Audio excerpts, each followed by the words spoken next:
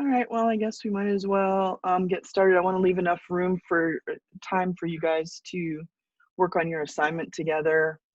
Maybe a few more people will join us.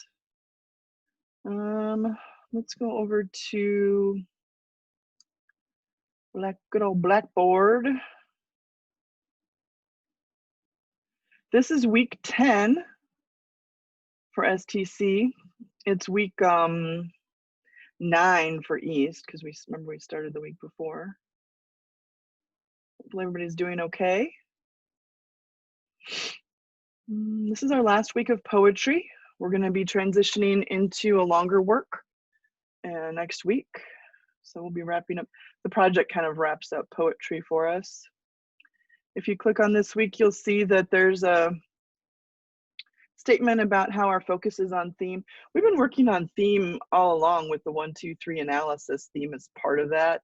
But, you know, theme is kind of like the final denominator for poetry if we want to get a meaning out of it. So we're focusing on that this week. Let me do the updates as usual. This is an A week, so we just have formatives today and Thursday. We are beginning the hybrid transition. That's why I'm here in the mothership. I'm here on campus, and it's been weird. I have a plexiglass partition, and they're taking our temperature when we come into the building. This lets you know that I had a normal temperature today, which I guess is too much information, but whatever.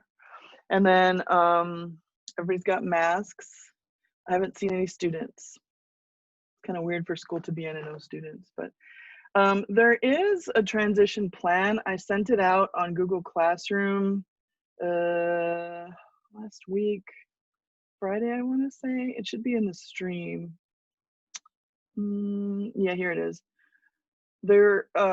So just so you know, you can still remain on virtual learning as long as you want to this year. They're actually haven't had a deadline for that, so I haven't heard them even say if next year we'll still be doing offering the virtual or not.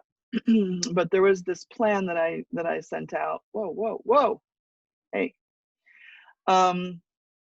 Just so that you're aware, they're going to be focusing on, of course, people who don't have internet connectivity, who are struggling with that internet connection. Those students started back or were allowed to come back on campus 3 weeks ago. I think that there's just been a handful here on campus, under 10. So what that means is that most people have their equipment and the school hotspots or something. And then they're also starting to transition in 5th, 6th, and 12th grade students who are failing 2 or more course subjects. So they're going to focus over the next couple of weeks as we transition to the people who want to be on campus. That's called hybrid learning, where you'll spend 2 days on campus and the rest of the day is asynchronous, and they'll assign which days you're going to come.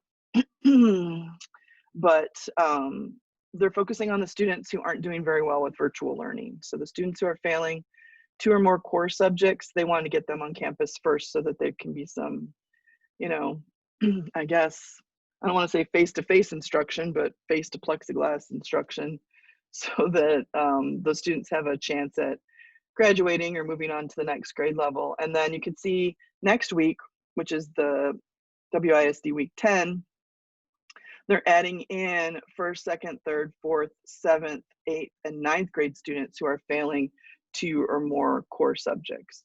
So they're just going to gradually each week include more people if they want to come to campus. You can always just opt to stay on virtual. That's a family decision. They are going to poll you. They're going to send you a survey every 2 weeks before the end of the 6 weeks to see, do you want to come to campus or do you want to stay on virtual learning for the next 6 weeks? In other words, you're not going to be switching on a daily basis between virtual and hybrid. You'll have to make those decisions by the 6 weeks. So if you are on virtual and you want to come on hybrid, then when you fill out the survey, you have to let them know that. And then they can make sure that there's, you know, balanced lunches and people aren't running into each other in the hallways. I don't think that's going to happen because only about 30% of the people even say they're coming back. And then week 11, they're adding in 10th and 11th grade. who have failed more than 2 core subjects, and then 3rd, 4th, 5th grade, 6th and 9th grade students, all of them. And then the week after that, week 12, which would be November 16th, anybody who wants to return to hybrid learning can do that. I should tell you, it's not, the bell schedule is going to be the way it was last year at that point.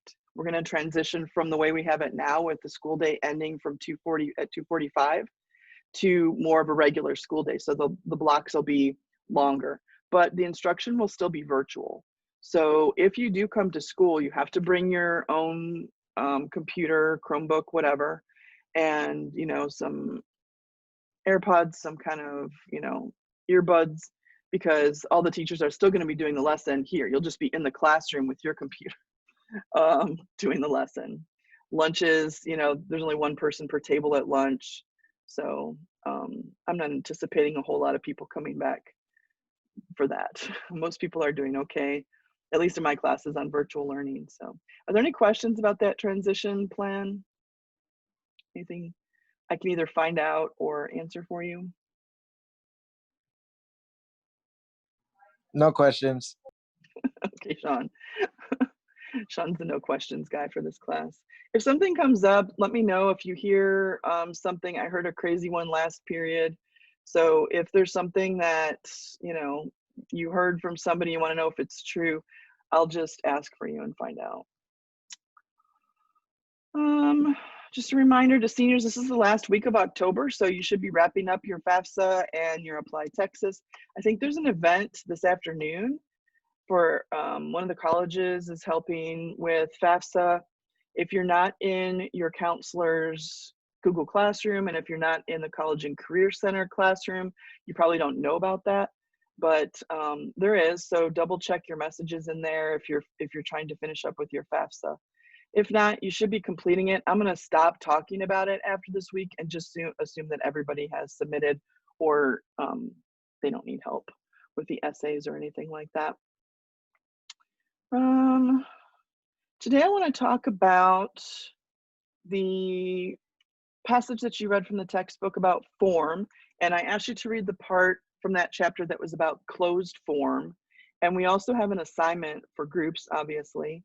But before I do that, I want to jump down to the assignments down here, because then when you're in your breakout groups, whenever you're done with your assignment, you can just, you know, leave the meeting, and that way I've already gone over the assignments for this week. So hold on, I have a person coming in. Okay. So let me go through what to do for this week. You're going to read about open form, which is the opposite of closed form. This week we're talking about closed form. Next week we're talking about open form. And I want you to read 2 poems that are in the open format for next week. The Fish by Elizabeth Bishop and Facing It. They're both in the textbook, but I also put the PDFs there. I know some people prefer to print them out, or there's a really good Chrome extension where you can write on a PDF. I think I mentioned it before. It's called Kami, K-A-M-I. Also, I went a little bit light with the reading assignments because you do have your presentation due on Saturday. I want to spend a little time answering questions and talking about that one a little bit. So you can click here and it will open the assignment sheet. I went over this last time, but I just thought now that we're getting close to the deadline, there are 2 parts to this assignment and 2 grades. The first grade is for the video that you create, which is basically you need to choose a poem that addresses a social issue. It can be something from a long time ago, something from a historical period, or it can be something modern. But it should be something that is a social issue that people are grappling with and that sort of thing. And then your video should be about 10 minutes of you going through and explicating that poem. That means that you're explaining the poem and analyzing it, basically. You can use the 1, 2, 3 analysis if you find that helpful, or you can use a different method if you like. But the video should sort of be a little bit of a lesson about how to analyze that poem. You do not have to appear in your video, but it should be your voice. I mean, if you're walking us through it. I think that if you use your cell phone camera, that should be sufficient. You don't have to edit it if you don't want to, but I don't know. I find iMovie the easiest method for editing. I don't know if anybody uses that. You can use it right on your phone. The second part of the assignment kicks in after everybody submits on Saturday. Then we want you to look at a couple of your classmates, 2 of your classmates' video presentations and respond to them. That's due on Wednesday next week. So that's sort of our wrap up for poetry. There are some rules and regs here that I went through last time. I did add, since the last time we went through this document, I did add this link right here because with your video, I want for you to include 2 study questions. So, that will cause the people who decide to watch your presentation to contemplate the poem on a deeper level, something that you didn't really go into in your explication. And I put a list here of questions, stems. In education, those are just sort of like customizable question banks that you can fill in. So I put a couple on here. So if you have trouble coming up with study questions, you can just use some of these to give you some ideas. But I want you to drop 2 study questions in probably at the end of your video.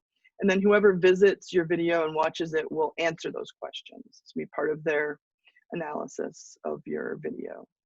So you don't have to use these questions, but I just thought, oh, maybe I will put some in there in case you needed a little idea about what you could do for those questions. So where I clicked on that was in the assignment right here, where it talks about how to include 2 study questions. I just put a little link right there. All right, so the due dates are Saturday for the video and then next Wednesday for the commentary. All the videos should be submitted by Saturday. So if you don't, if you know that next week has a lot of workload and you don't want to leave it until Wednesday, you should be able to do that on Sunday if you wanted to. Otherwise, you could have until Wednesday to go back and look at your classmates' presentations. The rubric's there. There's resources here to help you find poems. I haven't heard from anybody who needs help finding a poem. I have heard from a couple people who wanted to know if their poem was inappropriate. If there's a borderline and you're not sure, then send it to me and I'll give you the firm okay or not. I mean, we need to all accept that since this topic is social issues, there's going to be some rough language in some of these. It needs to be appropriate for the social issue, not overly graphic, but there might be some graphic parts. So, if you feel like you're doing a poem that has triggers, then you might want to just put a trigger warning when you post it. That way, if there's people who want to avoid that particular trigger warning. But I mean, this is a college class, so we can handle those issues. There might be some language, there might be some things like that. It's all okay. But if you're in a spot where you're not sure, you want final permission so that it's not your fault if anybody says anything about it, then just email me and I'll look at your poem for you and let you know if I think it's okay. Let's go to how to upload them, because this will be the last time I really speak to the whole group. I went over this a little bit last time. You're going to have to make your video and then put it somewhere so that it can be accessed. You can try to upload the whole video to Blackboard, but you might run into trouble space-wise, depending on the format that you use for your video. I would recommend uploading to your Google Drive or YouTube. You do have a YouTube account with the district, I think, so it's easy to upload and fast. It's faster to upload to YouTube, that's why I do it. But here's where I want you to submit. So right under weekly modules, you'll see class discussions. And I've already made the forum here with the instructions just to help you. So if you click here, inside this forum is where you will create a thread. I made a video too that walks you through how to do this. And then in the message, you're gonna put my video or whatever here. And then you can type in and put your link here to your video. Make sure that wherever you have your video, if it's in Google Drive, and you're just linking to the Google Drive, and if you don't know how to make a link in Google Drive, just email me and I'll show you. But make sure that it's viewable by whoever has the link. If it's private and you're the only person who can see your video on YouTube or in Google Drive, then I won't be able to grade it and nobody will be able to see it to comment on it. So make sure that you have, there's like usually three settings. Private only to me, only for people that I share it with, through the link, and public. So if you don't want your presentation to be public on the web, on your YouTube channel, then you can just put, I think it's called unlisted on YouTube. And in Google Drive, you need to make sure that you share it with people who have the link. So you just have to go to the share function and then choose what level. And then just put the link here and submit. Now you could try to attach a file here, but I don't know. I feel like people are gonna have trouble with the size of a video uploading. It might take a long time. You can try it. If you want to just upload the video right to Blackboard, you can give that a shot. But there are 2 other ways to do it, just in case that doesn't work. If any of this tech is mysterious to you, then if you've never done that sort of thing, then just message me, and I'll help you through it. But that's where you're going to upload. And not upload, but that's where you're going to put your thread. So what will start happening is on Saturday or before, we'll start seeing more and more names popping up here. We'll see a list of everybody's videos popping up. And then what you're going to do is when you go to one, you could pick whichever one you want, you'll be able to go and watch the video, and then you'll do your response by next Wednesday by hitting reply. And so that will create like a little sub conversation underneath that video, and it starts to look like a little bit of a tree. So then you can answer the questions that the person put in their video, number 1, number 2, and then give any constructive feedback about the presentation, what you liked, what you think they could improve with other videos. Sometimes people go too fast, or they don't enunciate and it's hard to hear them. Be constructive, be proactive about your comments. I'm going to cancel this, but if you've done discussions before, discussion boards, then it's nothing new. But if you haven't done discussion boards before, just reach out and let me know, and I'll walk you through it. But anyway, this is where I'll be grading them. So there'll be 1 grade for your post of your video or the link, and then there'll be another grade for you responding to 2 of your classmates' presentations. It's almost like a little lesson, right? Are there any questions on how to do that? Right here where it says class discussions, and the left navigation is where you do that. I did make a video right here about how to do it. So if you forget this, you can either go back and watch this video, or you can watch the other video that I made about how to upload here. Questions, anything in the chat? No questions. No questions, okay. I don't know, sometimes maybe I'm going too slowly and there are any questions. All right. I think that's it for the assignments for this week. So let's jump up here to today. I want to go through form a little bit. You should have read in your book pages 813 to 819 and made some notes. This was all about closed form, even though they do mention open form. You're going to read about open form with some examples this week, and we'll talk about that next week in our last week of poetry. But in this chapter,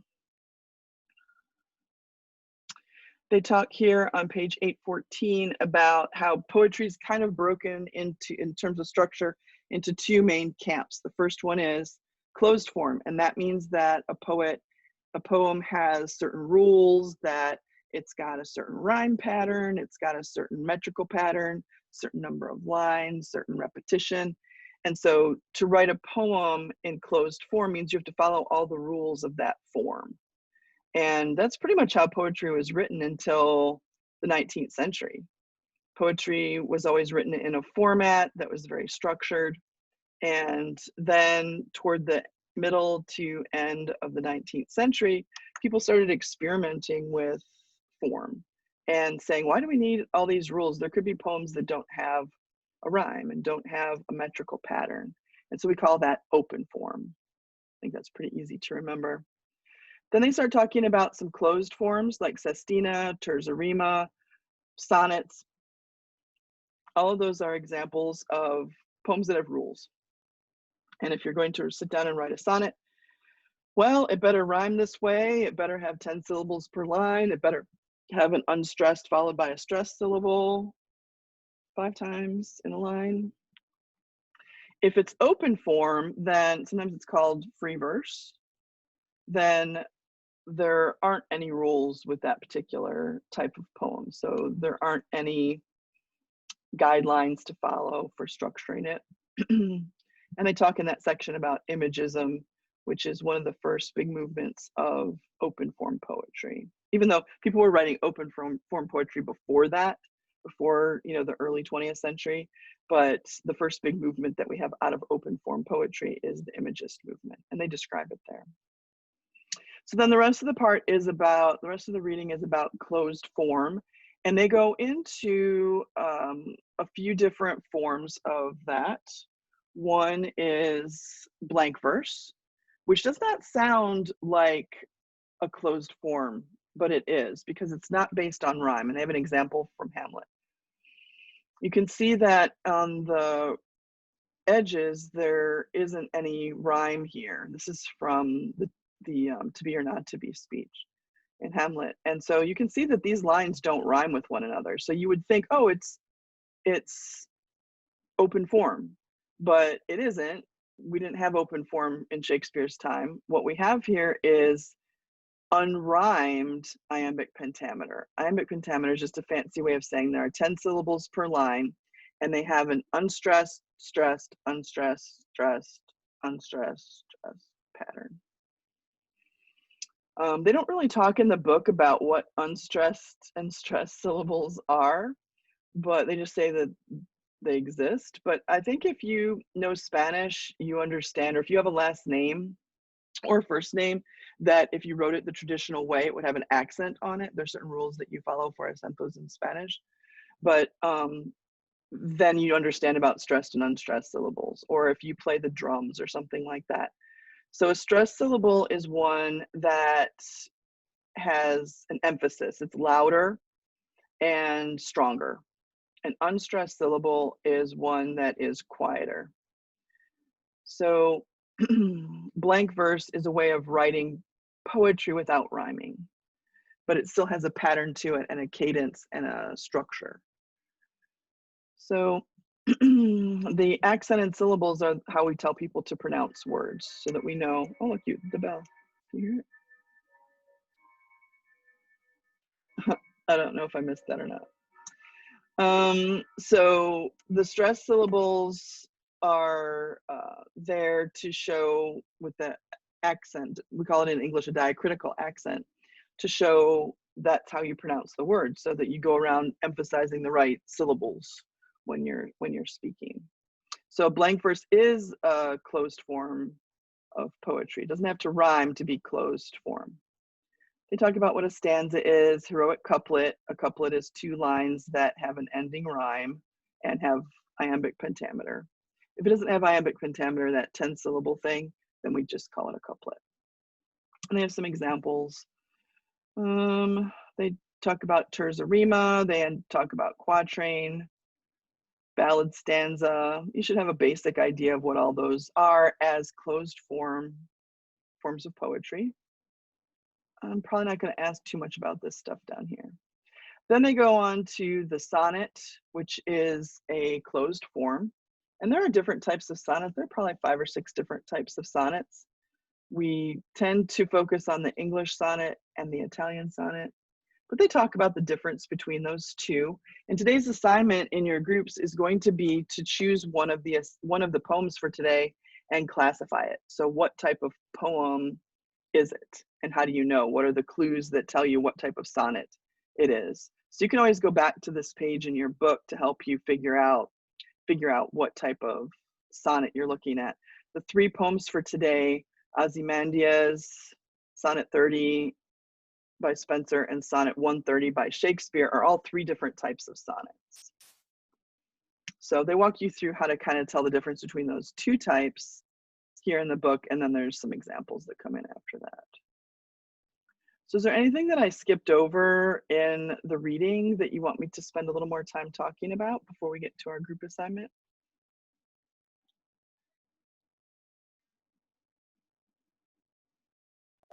I think we're good. Okay. I knew you were going to say that, but it's good to have a conversation with somebody. At least when I'm here at school, I can hear the teacher next door. Miss Okanya's retired. My room, maybe you don't know, my room is on the first floor.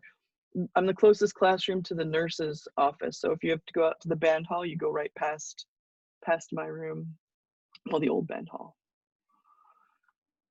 So Miss Okanya's used to be in the room next to me, and she retired. So there's a new geometry teacher.